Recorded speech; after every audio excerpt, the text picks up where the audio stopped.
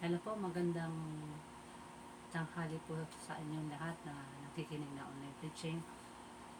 Unang-una po ay magpapasalamat ako sa God kung gaano kadakila ang Diyos na kumikilos sa aking buhay. Salamat sa pagpapalang binibigay ng Diyos sa araw-araw at kalakasan ng Panginoon. Napakabuti at tapat ng ating Panginoon. Kapag tayo'y lumalapit sa Panginoon ng ating mga panalangin, ay binibigyan niya ng kagabunan, lalo na po dito sa YouTube channel na sa mga prayer po, marami pong binigyan ng katugunan ng panalangin sa mga taong nilalapit natin sa Panginoon. Answered prayer po ang mga pinapanalangin po nila. Isa po sa testimony na pinagpray po namin yung aming pamangkin na si, pangalan nito, apo na pala, apo ko na yun sa pamangkin, si ano pa nito, nakalimutan ko na yun, si Kirby, na nasa hospital siya ngayon, nasabi ng na-ooperan siya doon sa kanyang gallbladder. Pero praise God po, hindi po siya na-opera dahil sa prayer na pinapanalangin po namin sa Panginoon, na hindi na po siya operahan yung kanilang yung ano nila niya, yung problema niya sa atay. Kaya continue to prayer. Salamat sa katugunan ng panalangin ng ating Panginoon. Ang lahat ng mga panalangin, isa pa din po sa mga prayer na pinagpipray namin ng ating presidente na si Bongbong Marcos, na lagi namin sinasama sa prayer na Lord, magpadala ka ng mananampalataya sa ating presidente na si Bongbong Marcos, na nawayo siya ay makakakilala ng lubusan, at sa mga nagpipray sa kanya. Marami pong Kristiyano ang nagpipray sa kanya kasi po napakahalaga po ang pinagpipray po natin ang ating presidente dito sa Pilipinas, dahil marami po ang atake ng kaaway.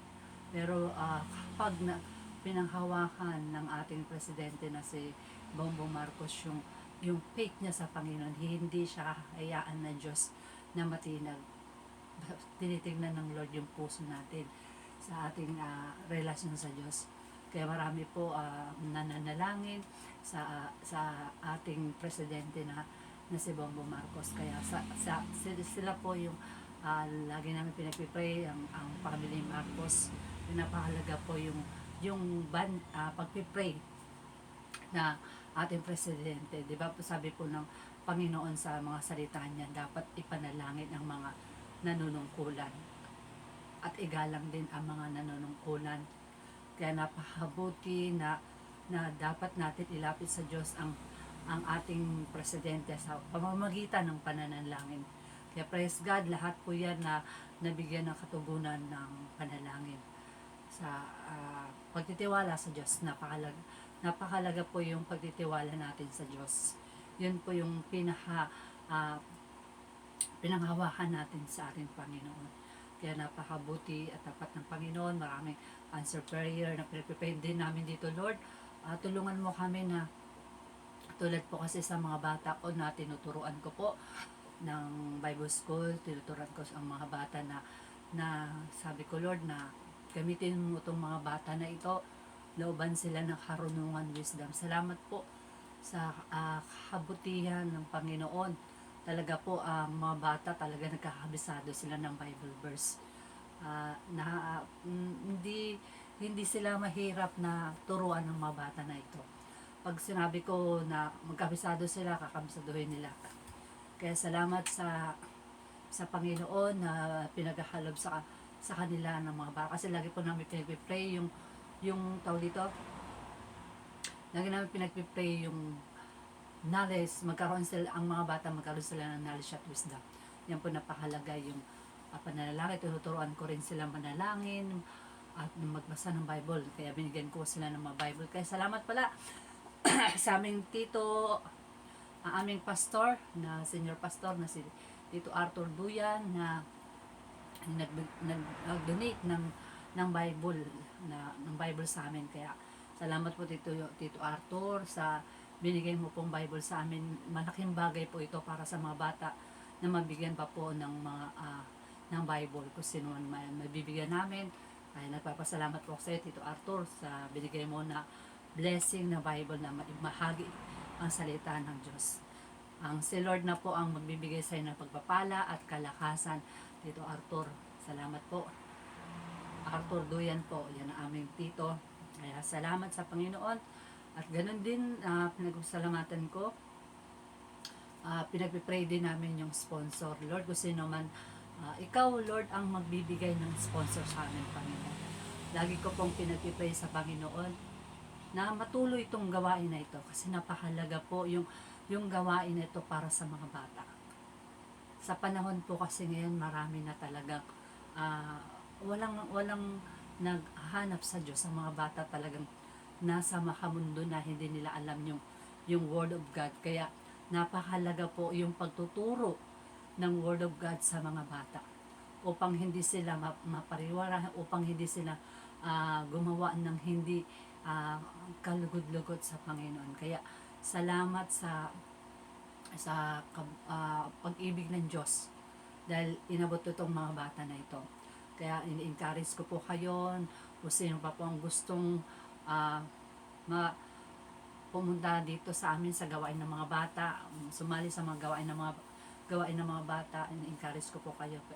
Libre po, walang bayad yung kanilang pag-aaral. Ito'y free kasi free ipinangaral ng Diyos ang salita niya. Kaya free din natin tatanggapin na blessing sa mga bata. Kaya napakabuti at tapat ng Diyos. Ang nais ng Diyos na talagang ipangaral ang salita niya sa mga bata. Kasi mas minamahal ng mga bata, minamahal ng Panginoon ng mga bata ay ilapit sa Kanya. Yun po yung sa mga salita ng Panginoon. Excuse me po. Kaya nagpapasalamat ako sa Panginoon sa kabutihan. Yun lang po ang mababahi ko ng testimony. Ang gano'ng kadakila ang Diyos. Pero bago yan, tayo na yung mag-aaral ng salita ng Diyos. Ang ating itatopic, ang title, humingi, humanap, humato. Yan po yung ating pag-aaralan, ang pag-aaralan natin sa salita ng Panginoon.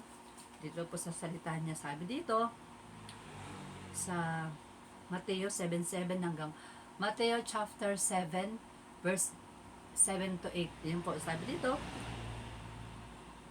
humingi kayo at kayo'y bibigyan. Humanap kayo at kayo'y makakatagpo. Kumatok kayo at kayo'y pagbubuksan. Sapagkat ang bawat humihingi ay tatanggap, at ang bawat humahanap ay makakatagpo, at ang bawat kumakatok ay pagbubuksan.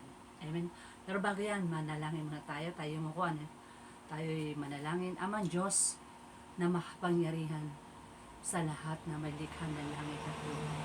Sa araw na ito, Father God, lumalapit po kami sa Lord, nagpapakumbaba. Patawarin mo kami, O Diyos, sa mga nagagawa namin kasalanan. Hindi man ito sinasadya sa isip, salita at sa gawa. In Jesus' name, salamat Lord God sa pagpapalang binibigay mo, kalakasan, sa blessing. Dalangin ko, Panginoon, luban mo po ako, Father God, ng knowledge at wisdom, at langisan mo ng aking labi sa paghahayag ng iyong salita. At itago mo ako sa likuran, ang kapangyarihan mo, Father God, ang siyang kumilos sa kalagitnaan. In Jesus' name, Holy Spirit, na inaanyahan ka po namin, hipuin mo po ang bawat na makakakinig ng iyong salita, na ito'y tumimo sa puso nila ang mensahe mo, Panginoon. Dakila ka, O Diyos, na makapangyarihan ng lahat ng bagay ay ipaalala mo sa amin, Panginoon, sa pangalan ni Jesus. Amen. Babalikan ko lang po yung ating topic. Ang topic po natin ay humingi, humanap, kumatok. Yan po yung ating topic sa araw na ito. Matatagpuan natin sa Mateo chapter 7 verse 7 to 8. Ulitin ko lang po, humingi kayo at kayo'y bibigyan. Humanap kayo at kayo'y makakatagpo. Kumatok kayo at kayo'y pagbubuksan. Sapagkat ang bawat humingi ay tatanggap, at ang bawat humahanap ay makakatagpo, at ang bawat kumakatok ay pagbubuksan. Amen po ba? Sa ating bang buhay, for example, na una-una humingi. Sa ating bang buhay, kapag meron ba tayong bagay na hinihingi ng Diyos, ay pinapagkaloob ng ating Panginoon? Siyempre naman po, di ba, binibigay niyan.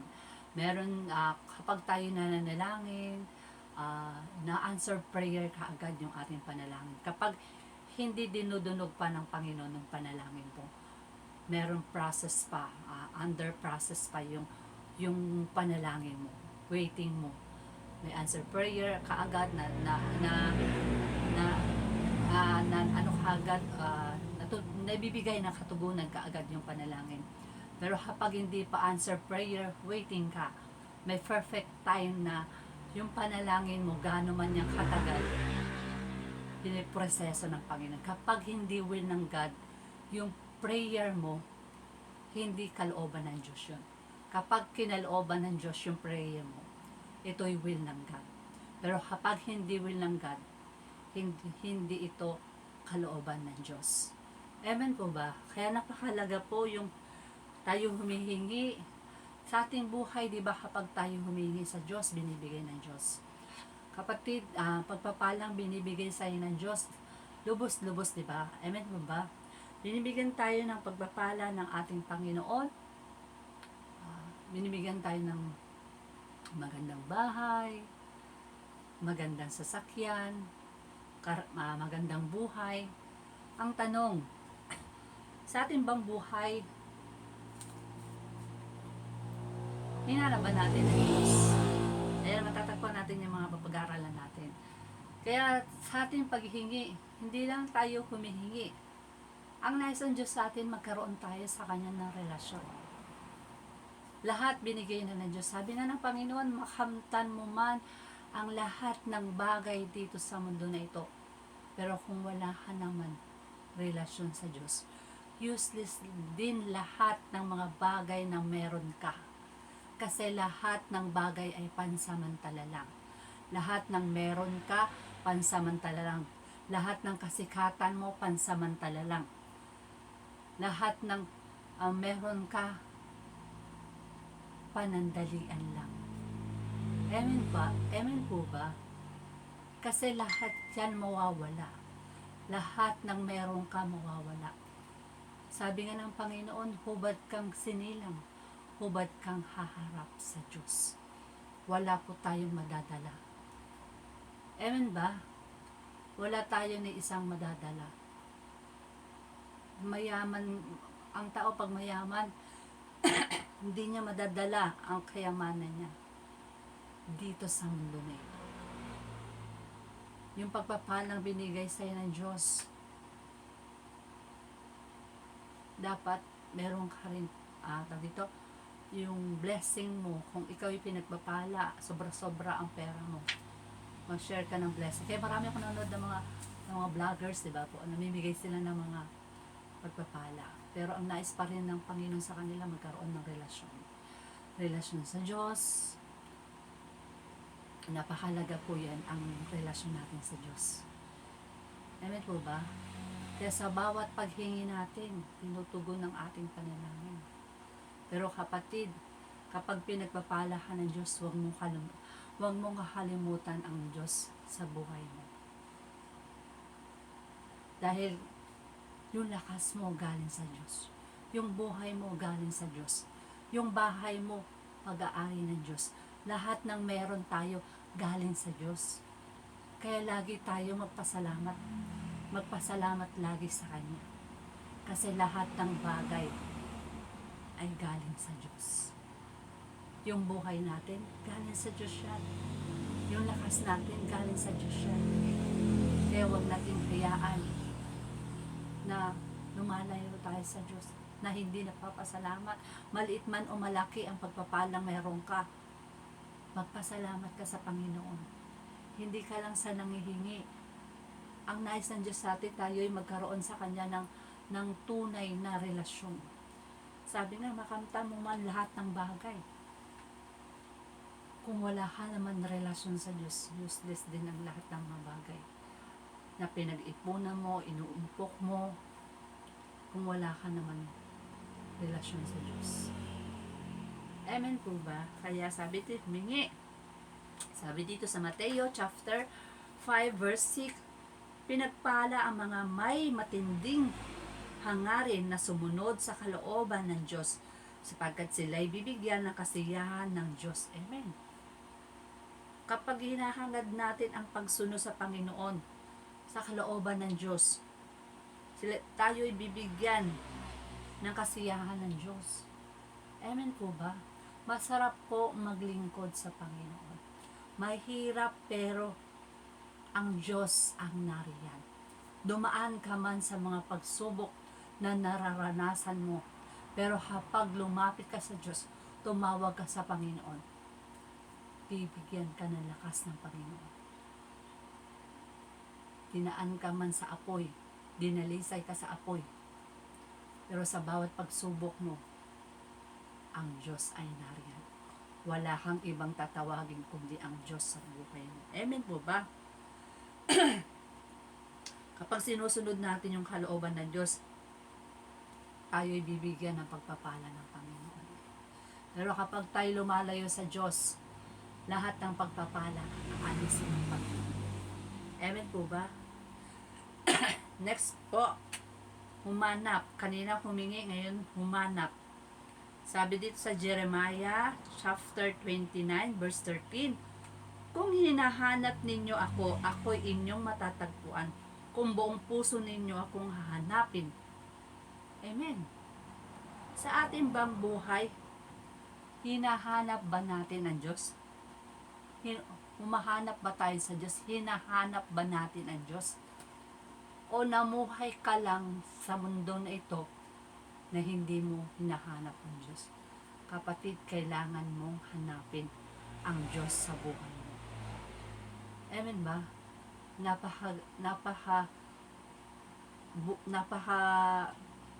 Tawag dito, napakagaang sa buhay natin kapag hanapin natin ang Panginoon sa buhay natin. Amen po ba? Kasi naligtas tayo sa cross ng Kalbaryo. Dati tayong kaaway ng Diyos. Amen po ba? Pero nung tinanggap natin, nirepent natin yung ating mga kasalanan, nasugpungan natin ang Panginoon sa ating buhay. Binigyan tayo ng buhay ng walang hanggan. Pinapakalaga, hanapin natin na meron tayong relasyon sa Diyos, na meron tayong pag-ibig sa Diyos, na meron tayong pagmamahal sa Kanya. Amen ba? Hanapin natin. Tanggapin natin ang Panginoon sa ating buhay. Ang kaligtasan libre. Walang bayad. Tinubos tayo sa ating mga kasalanan. Amen ba? Amen po ba? Kaya napaka-importante na magkaroon tayo ng relasyon sa Diyos. Hindi makakaligtas, kapatid, yung reliyon mo. Relasyon mo sa Diyos na napakalaga. Amen po ba? Kaya napakabuti at tapat na ating Panginoon. Kaya kung hinahanap ninyo ako, ako inyong matatagpuan. Kung buong puso ninyo akong hahanapin. Matatagpuan natin ang Panginoon kung buong puso nating hahanapin ang Diyos sa buhay natin. Ang Panginoon ay nag-aantay lang na tayo na lumapit sa Kanya. Pilit tayong tinatapik ng Panginoon upang magbalik loob sa Kanya. Ano man nagagawa natin kasalanan, pero si God nandyan pa rin. Hindi niya tinitignan kung ano man ang karumihan na nagawa mo kasalanan. Pero sa mata ng Panginoon, kapag lumapit ka sa Kanya, hinanap mo siya, masasugpungan mo ang Panginoon. At patatawarin niya tayo sa ating mga karumihan. Hugasan, lilinisin ang banal na dugo na makapangyarihan ng ating Panginoon. Kaya napakabuti at tapat ng Panginoon. Kaya kung hahanapin natin ang Panginoon, matatagpuan natin kung hahanapin natin ng buong puso ang ating Panginoon. Amen po ba? Kaya kapatid, nakikinig ka, mahal ka ng Diyos. Huwag mong hayaan na lumalayo ka sa Diyos. Huwag mong hayaan na natatangay ka sa mga material na bagay, sa mga makamundong bagay dito sa mundo na ito. Sabi ng Panginoon, ang mundo na ito ay pasama ng pasama. Walang kumikilala sa Diyos, lumihis ng landas at nagpakasama. Pero sa habag at presensya ng Panginoon, hinahanap tayo. Pilit tayong hinahanap ng ating Panginoon. Amen po ba? Kaya kapag nasumpungan mo ng Panginoon, huwag ka nang tatalikod, huwag ka nang lalayo sa Panginoon. Sabi nga ng Panginoon, kung kayo lalayo sa akin, wala akong magagawa. Kung tayo hihiwalay sa Kanya, wala tayong magagawa kung hindi tayo lalapit sa Panginoon. Excuse me po. Kaya napakalaga po yung paglapit natin sa Panginoon. At magkaroon tayo ng tunay na relasyon sa Diyos. Kaya habang naipapangaral pa ang salita ng Diyos, habang mayroon pa nagbabahagi ng salita ng Diyos, kapatid, lumapit ka na sa Panginoon. Darating ang time hindi na maipapangaral ang salita ng Diyos. Kasi may mga antichrist nang darating. Marami magpapanggap na Kristo. Pero bago mangyari yan, rapture na. Kaya habang matatagpuan pa natin, masusugpuan pa natin ang Panginoon, lumapit na tayo ng buong puso sa Panginoon at magbalik loob. Kasi ganun niya tayo kamahal ng Panginoon. Amen po ba? Next po. Kumatok naman po. Alright, lang po. Hanapin po natin yung verse na yun. Sabi dito sa kumatok, ganun din siya yung verse niya sa Mateo 7:7. Halos magkapareho lang po. Sa Lucas chapter 11 verse 9 hanggang 10. Kaya sabi to, kaya't sinabi ko sa inyo, humingi kayo at kayo'y bibigyan, humanap kayo at kayo'y makakatag, kumatok kayo at kayo'y pagbubuksan. Sapagkat ang bawat humihingi ay tatanggap, ang bawat humahanap ay makakatagpo, at ang bawat kumakatok ay pagbubuksan. Amen ba? Kaya napakabuti, sabi dito sa verse 10, sapagkat ang bawat humihingi ay tatanggap. Kapag tayo humihingi sa ating Panginoon, tatanggap tayo ng pagpapala. Lord, patawad sa mga nagawa kong kasalanan. Hingi natin ng tawad ng ating mga nagawang kasalanan. Lilinisin tayo, hugasan tayo ng banal na dugo ng makapangyarihan. Nagtanga sa cross ng Kalbaryo ng ating Panginoon. Pag humingi tayo ng tawad, tayo patatawarin ng Panginoon. At kapag tayo'y nagpalinis, humingi ng tawad, nirepent natin ang ating mga kasalanan, tatanggap tayo ng buhay na walang hanggan kay Kristo Jesus ng ating Panginoon. Amen po ba? Kasi ganun tayo kamahal ng Panginoon. Hindi niya hayaan na tayo mapahamak, tayong lumalapit sa Kanya. Ang nais ng Panginoon, magbalik loob tayo sa Panginoon. Amen po ba? Sabi dito, ang bawat humahanap ay makakatagpo. Pag hinanap natin ang ating Panginoon, masusukpungan natin ang Panginoon kung buong puso natin siyang hahanapin. Naipapangaral na ng salita ng Diyos na marami nagbabahagi ng salita ng Diyos, pero ini-ignore. Mas tinatanyag nila yung sarili nila. Mas pinapakilala nila yung sarili nila, hindi ang Panginoon. Amen ba? Dapat ang mapakilala natin ang Diyos sa buhay natin. Siya ang dapat na maitaas sa ating buhay, hindi ang ating mga sarili, kundi ang Diyos. Dapat na ipangaral ang salita ng Diyos. Ito lang po sa mga vlogger po Dapat po may ipangaral ang salita ng Diyos. Patulad na nung napanood ko na concert ng artista, singirata yun sa China. Itinaas niya ang pangalan ng Panginoon. Umawit siya. Nagpuri siya sa Panginoon. Dapat po ganun. Ganun po ang mga vlogger. Hindi sa sarili lang nila, kundi ang Diyos ang dapat nilang maitaas. Kaya tatanungin tayo ng Panginoon, anong ginawa mo sa lupa? Anong ginawa mo sa lupa nung time na nasa lupa ka? Kung anong ginagawa mo sa lupa, siya rin gagawin sa impyerno. Amen po ba? Hindi lang sa mabuting pinapakita mo sa kapwa, kundi maipakilala mo ang Diyos sa buhay mo. Magkaroon ka ng relasyon sa Diyos at i-repent ang lahat na nagawang kasalanan. Amen po ba? Kaya napakabuti at tapat ng Panginoon. Ulitin ko lang po, tatanggap ang bawat humahanap ay makatagpo at ang bawat kumakatok ay pagbubuksan. Kapatid, sa buhay mo ba, kumakatok ngayon ang Panginoon sa buhay mo, kailangan mong pagbuksan. Suko mo lahat-lahat sa Kanya. I-repent mo ang lahat ng ang lahat ng sin mo sa Diyos. Excuse me, kasi lahat po tayo makasalanan sa mundo nito. Walang taong perpekto. Pero kapag sinusuko natin sa Diyos ang ating buhay, pag kumakatok na ang Panginoon sa buhay mo, pagbuksan mo na. Ganyan kakamahal ng Panginoon. Ganon tayo kamahal ng Diyos. Amen po ba? Sabi ito, mahanap at makakatagpo at ang bawat kumakatok ay pagbubuksan. Kaya kapatid, kumakatok na ang Panginoon sa buhay mo, pagbuksan mo. Ulitin ko lang po, napakaganda po yung verse niya. Lucas chapter 11 verse 10, sapagkat ang bawat humihingi ay tatanggap, ang bawat kumakatok ay pagbubuksan, ang bawat kumakatok ay pagbubuksan. Ulitin ko lang po, sapagkat ang bawat humihingi ay tatanggap at ang bawat humahanap ay makakatagpo at ang bawat kumakatok ay pagbubuksan. Amen. Hanggat hindi natin hinahanap ang Diyos, hindi natin masusukungan. Hanggat hindi natin sinusuko ang ating buhay, hindi natin hanggat hindi mo sinusuko sa Panginoon yung sin mo, kumakatok na ang Panginoon, pagbuksan mo sa ang Panginoon sa buhay mo.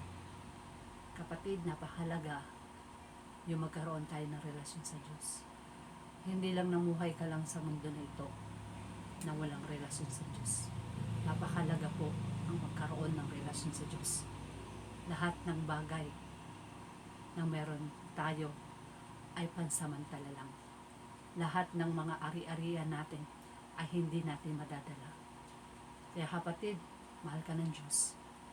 Ang nais niya magkaroon ka ng tunay na relasyon. Pag-ibig sa Diyos. Ganun niya tayo kamahalin. Hindi niya hayaan na tayo mapahamak. Bilang po ang mababahagi ko ang salita ng Diyos. Ang tinapik natin, humingi, humanap, kumatok. Kaya sa ating buhay, kapag ang Diyos na lumalapit, nagpapaalala sa atin, tanggapin na natin, pagbuksan na natin ang ating Panginoon sa ating buhay. Kasi ganun niya tayo kamahalin. Ilang po, God bless po sa inyo lahat. Sana may natutunan kayo ng Word of God. Napakalaga po yung pagbabasa ng Bible. Sino pong gustong humingi ng Bible, meron po kami yung Bible dito. Ipapadala ko kung sino pong, text nyo lang ako kung sinong walang Bible po, bibigyan po natin. Tayo ngayon yumuko, tayo manalangin. Amang Diyos na makapangyarihan sa lahat na may likha ng langit at lupa. Sa araw na ito, Father God, patawarin mo po kami sa nagagawa namin kasalanan, di man ito sinasadya sa isip, salita at sa gawain. Salamat Lord God sa revelation mo sa araw na ito. Patuloy kang pumilos sa kalagitnaan, Lord. Patawarin mo po kami sa aming mga nagagawang kasalanan na naunahin ka namin sa lahat ng pagkakataon, Panginoon, na tumimo sa puso namin ang mensahe mo sa araw na ito, Panginoon. Napahalaga yung relasyon namin sa iyo, na ang pag-ibig namin sa iyo, na maglingkod kami, Panginoon. Habang kami nabubuhay, may lakas, na ikaw ang aming maipakilala sa bawat sanlibutan na ito, Panginoon, upang maipangaral pa ang iyong salita, Panginoon. Kaya Father God, na ikaw ang hihipo sa bawat nakakinig ng iyong salita, na tumimo sa puso nila ang mensahe mo, Panginoon, na magkaroon sila ng tunay na relasyon, Panginoon. Yakapin mo kami, Lord, sa araw na ito. Ang banal na Espiritu mo, Lord God, ang siyang kumilos sa kalagitnaan ng Jesus na maliliya. At patuloy mo ipaalala sa kanila, Panginoon, na magkaroon sila ng pag-ibig sa iyo, Panginoon, ang mga taong nakakinig ng iyong salita, Panginoon. Lord, touch them by the blood of Jesus. Ipuhin mo sila na patuloy silang lalapit sila sa iyo, Panginoon. Lord, hindi ko man sila kilala, pero abutin mo sila ng makapangyarihang mong dugo na nagtangis sa krus ng Kalbaryo. In Jesus' name, kapangyarihan mo, Father God, ang siyang maghari sa bawat anak mo nakakinig, Panginoon. Touch them by the blood of Jesus. At kung sino man, Lord, sa mga may sakit karamdaman, Lord, na sila'y pinagaling mo na, Lord, sa mga dugot latay, ay binigyan mo ng kagalingan ng iyong mga anak. In Jesus' name, hallelujah. Shikarabasi, sandarabasi, hallelujah. You magnify name. Pour out your spirit, Father God, sa bawat anak mo. Bigyan mo sila ng lakas, ng pananampalataya, Panginoon, na hindi sila susuko at bibitaw, Panginoon. At patuloy kanilang hanapin, Panginoon, sa Bibliyang kaparaanan, Panginoon. Bless mo upon blessing ang lahat na nakakinig ng iyong salita sa araw na ito. Kapangyarihan mo ang siyang dumalay, Panginoon. Salamat, Lord, sa araw na ito, anumang nawalang lakas sa akin, muling itong ibalik, Panginoon, sa pangalan ni Jesus. In Jesus' name, Amen. God bless po sa inyo lahat.